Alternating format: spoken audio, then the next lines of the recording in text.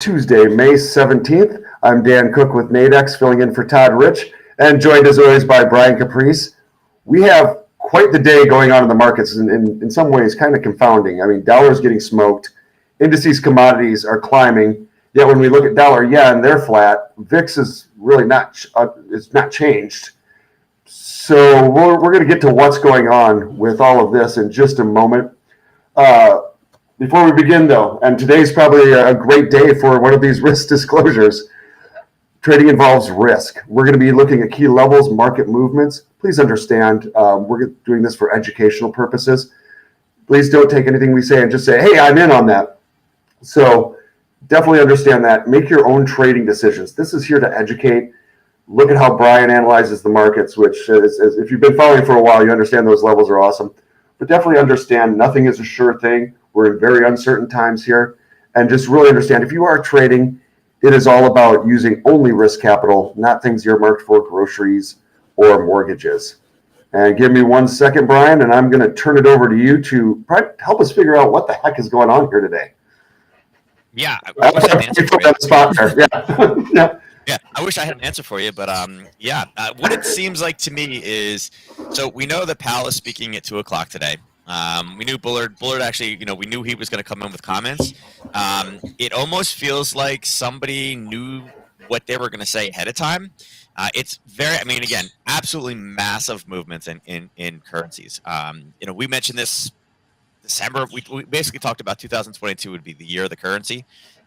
Everything, massive amounts would rush back in with all the interest rate rises and inflation and everything. We didn't even know there was going to be war at that time.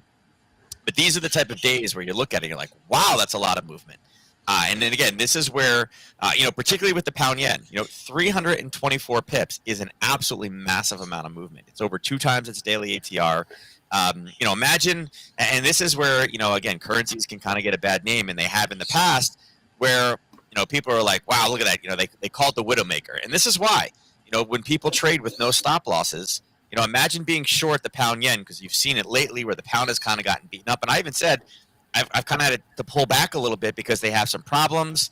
Their CPI tomorrow is supposed to be 9.1, even after 4 raises, and they're having problems with the economy.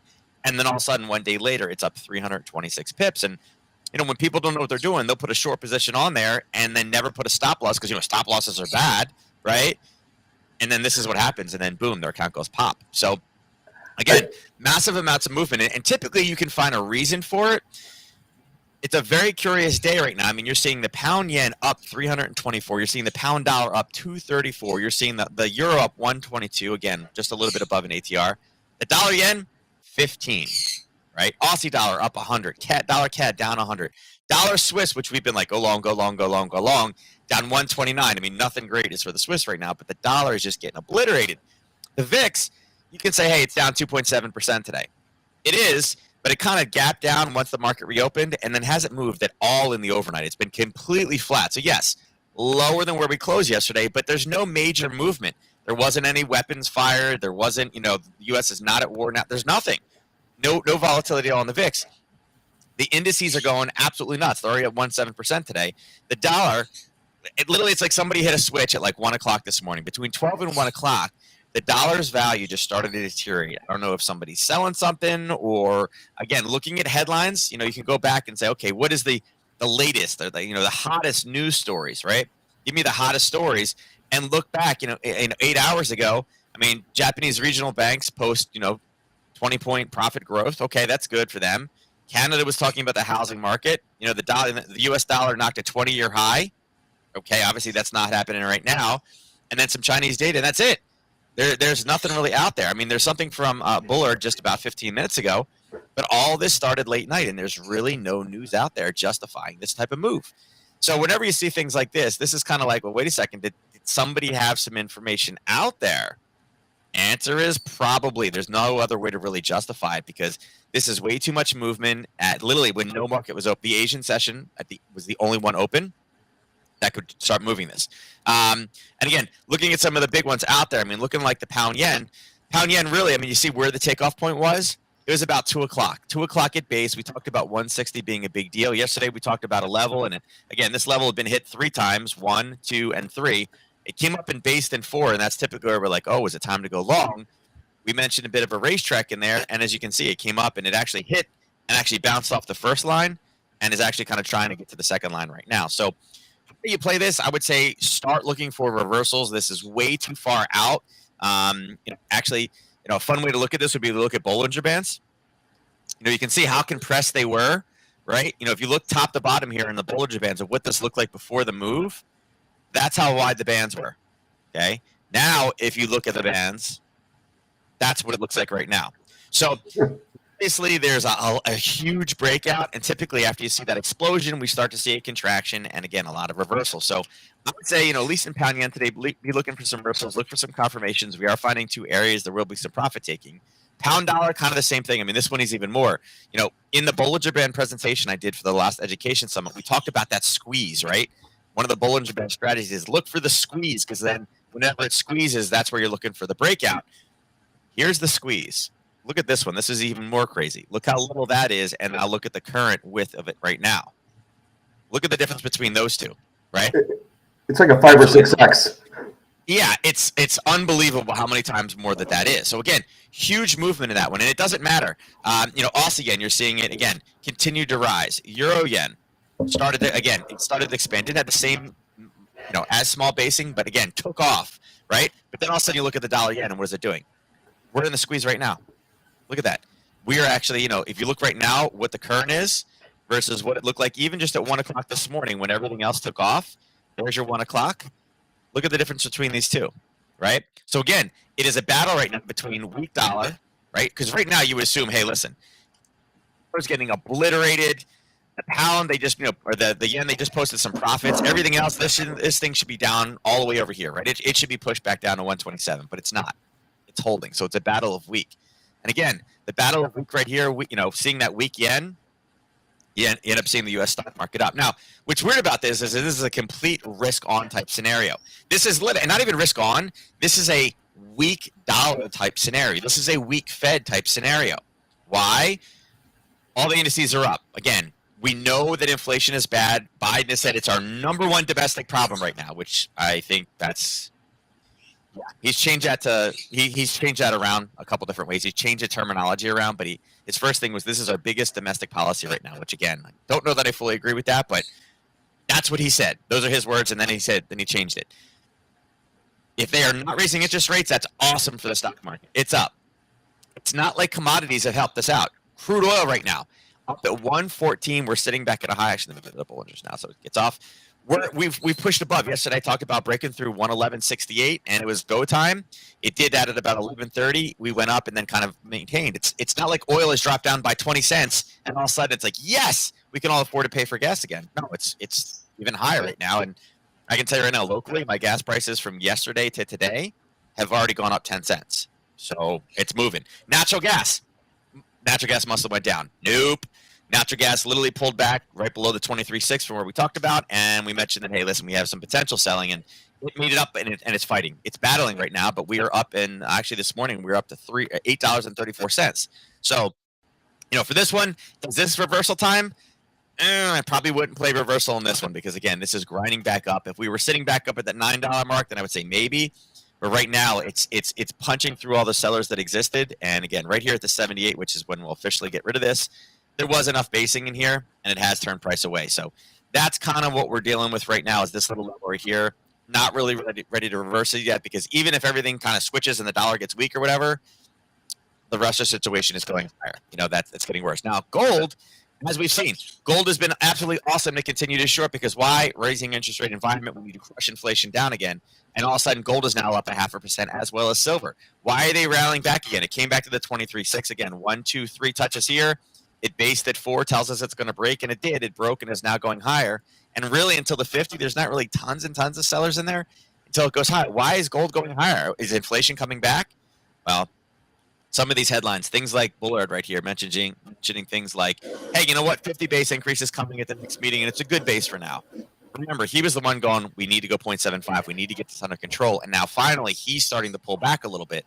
And that's kind of a scary type situation. Now, this is kind of what I'm wondering is if this is the data that people saw early. Retail sales did come out a little while ago.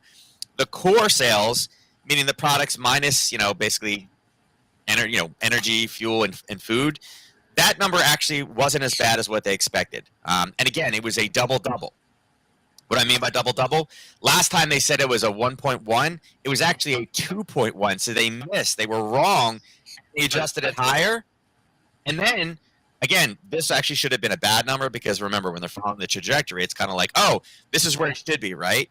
Well, if they missed the one, the higher, it's starting higher anyway. So to stay on track, it should have been lower. It actually went even higher than what the projection was. So a double-double is great, but then they're looking at overall retail sales. And yes, although it did adjust, it adjusted by a large amount, it is a red number. So people may look at this and say, listen, we're still spending, right? We're still spending. So it's okay, but this is a red number. It's obviously down, so it's having an effect. So maybe we shouldn't be as aggressive raising interest rates. Kind of hard case there because it was such a big jump last time. But again, that's the only bit of news. And then Powell was speaking at 2 o'clock today about inflation. So with Bullard kind of taking, cooling his heels a little bit, maybe something that Powell is saying, there is literally nothing else out there that we have that would justify the movements that we had. So it's kind of like some type of data, something has slipped, something is out. Now it's time to start playing the reversal because a lot of people are going to see these and say, hey, listen, this thing is spiking. I need to get long, missing out on this opportunity. And that's where we tend to get reversals. But it's not like oil's helping us. It's not like gold's helping us. It's not like natural gas is helping us. The dollar is collapsing very, very fast. And it's not like they just said, we're not raising interest rates anymore. There's nothing that really brings weak dollar in. Even looking at the cryptos, they are coming back a little bit. They're not really, I would say they're not bucking the trend on that one. And then bonds are down a little bit today because, again, it is more of a risk back on. And bonds are not considered necessarily a risk back on again, but they're not really, again, they're not moving too much, right, for what we've seen. So, I would say the name of the game today is really how do we look for the top of these and then look for true reversals out there in the market. Twitter, I'm expecting there's going to be a lot more movement in Twitter. I guess there was a comment made that actually it's Tesla would be the one that has the big mover today. I guess Elon made a comment that he's like, oh, I'm getting in trouble for talking about my concerns. Then maybe I just won't buy Twitter at all. And was supposedly providing a big pop in Tesla. And again, we're seeing a bit of a gap. It may actually happen a little bit more. But even Apple is gapping higher. So everything is risk back on. And again, it is that Apple is rising. Beijing is locking down more people, which again, Chinese profits are big for Apple. It's interesting that they're mentioning this. They're like, hey, listen, we got this zero COVID policy, zero COVID fight. They're extending the lockdown, and it's not a full lockdown in Beijing. But they're mentioning that these added restrictions are coming as Shanghai is actually starting to ease and slowly open up back up again. So that's kind of again, that should be driving oil prices more. And we are seeing that. That's the only thing right now that really truly makes sense in the market. ECB has also said that, hey, listen, 25 basis point hike is probably realistic. 50 can't be excluded if the data come in the next 2 months says that it's getting even worse. But remember, the UK is already on this 25 hike. 5 months in a row, and it's not working for them. I thought the comments actually yesterday were kind of funny. They're not funny, but apocalyptic food prices out of the UK. He actually feels helpless to do anything about it. And then you've got the ECB and Europe over here kind of going, oh, you know what? We'll see what happens. Which is not too different from what happened in 2008, 2009. Where the Fed and Bank of England were really aggressive in that race to zero, quantitative easing, get in there. And ECB was really late to the game in that. That was Trichet was the president of the ECB at the time. And I still remember thinking, what are you doing?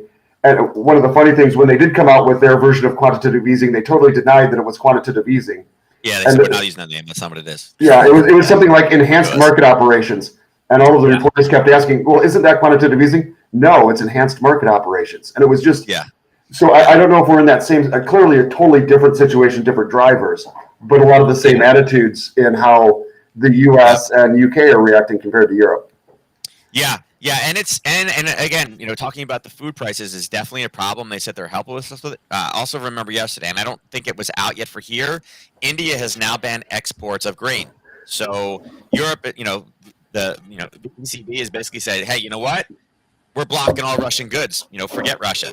Well, Russia produces a lot of the grains. The Ukraine fields have already been destroyed, so we can't get seeds, fertilizer, or grain from them. China has signed basically almost at this point an exclusive agreement with Russia to take all the grain that they were going to have. And India just said, oh, by the way, because of the problems there, we want to make sure our population has it. We're banning the export of grains. So food shortage. So, it's coming. This is one of those things that, again, it's coming back to bite a lot of the EU saying, hey, listen, forget Russia. Instead of meeting on kind of a diplomatic front, it's like, forget it. We're going to go anti-Russia. And now other countries that have been not as anti-Russia are saying, well, hey, listen, they got a lot of resources. We can't ship all our resources to you. Our population needs to eat.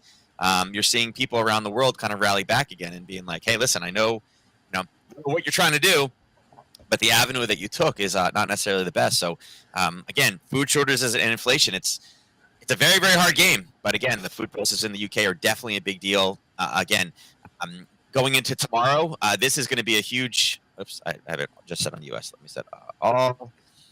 This number here tomorrow morning at 2 a.m. 9.1% year-over-year consumer price index. That is absolutely huge. It's a gigantic number. There's not much else to say about it. That's why you're seeing the euro pound down 70 points because, again, people are looking at this number and saying, hey, listen, you've done 5 months worth of 0.25 raises, and your year-over-year is still 9.1, and your mandate is 2. So, and again, and what are we seeing?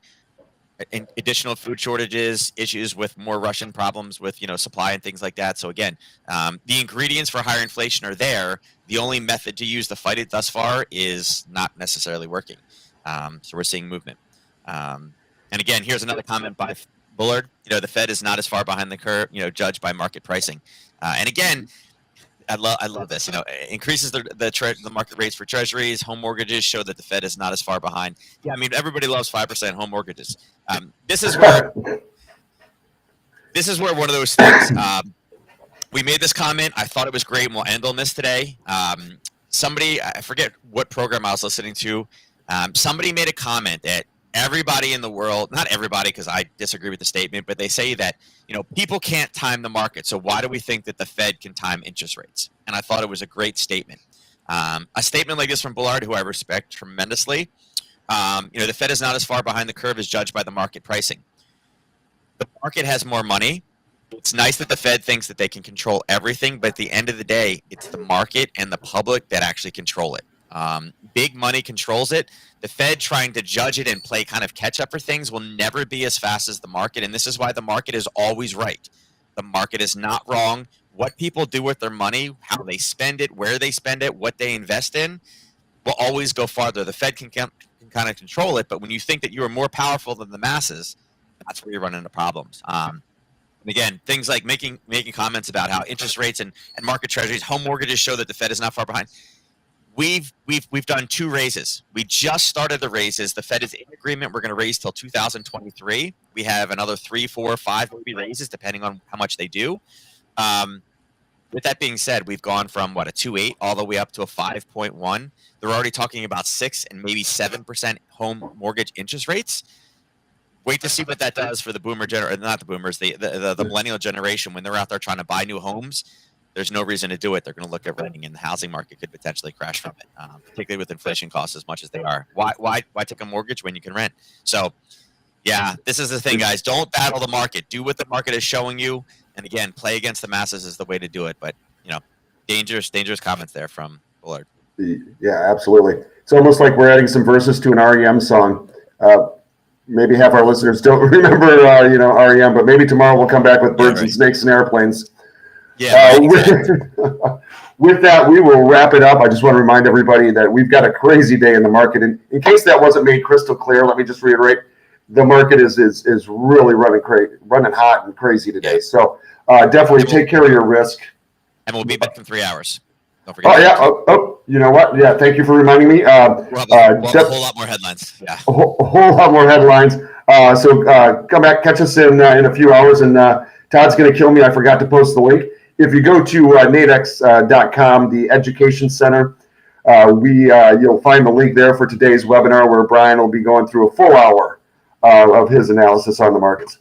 With that, hope you all have a great day. And as Brian said, take care of your risk. Remember those. If you're trading futures, anything leveraged, definitely remember your stop orders. It just destroys accounts if you don't have them. So with that, I hope everybody has a great day. Thanks, Brian.